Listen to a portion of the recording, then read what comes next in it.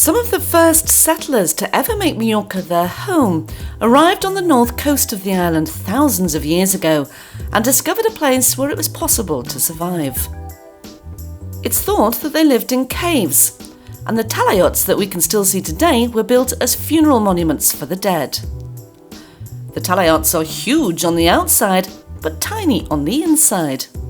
These stone monuments were always built at places that were of strategic importance to the people of that time, as anyone who has climbed up the huge stone edifices will appreciate. In the north and northwest of Majorca, there are many sites of archaeological interest.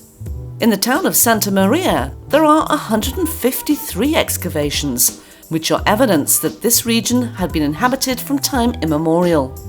Although the town is located 10 kilometers from the coast, it has its own beach, the beach of Santa Margalida, situated in the touristic area of Camp Picafort, in the Bay of Alcudia. Son Serra da Marina also belongs to this municipality. Nowadays, this small city has 4,500 inhabitants, who are called Santa Margalidas. The first time that the parish church of Santa Margalida appeared in the archives was back in 1232, but that was destroyed by fire in the 14th century.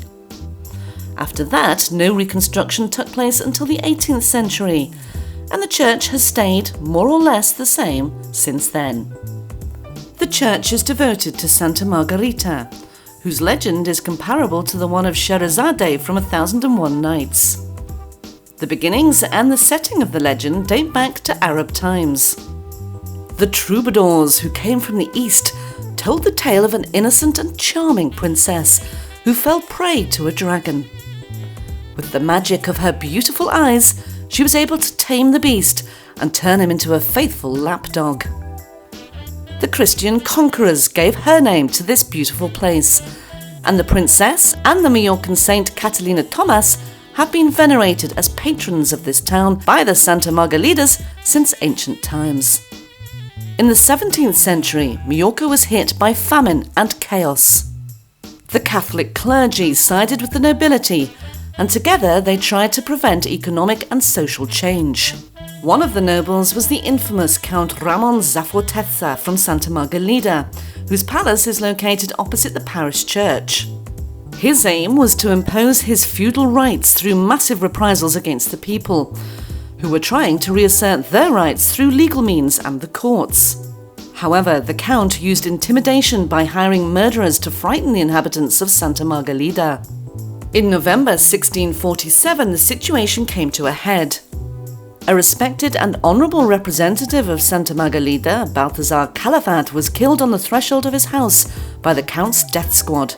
Calafat had fought to defend civil rights and paid for his resistance against the feudal powers with his life.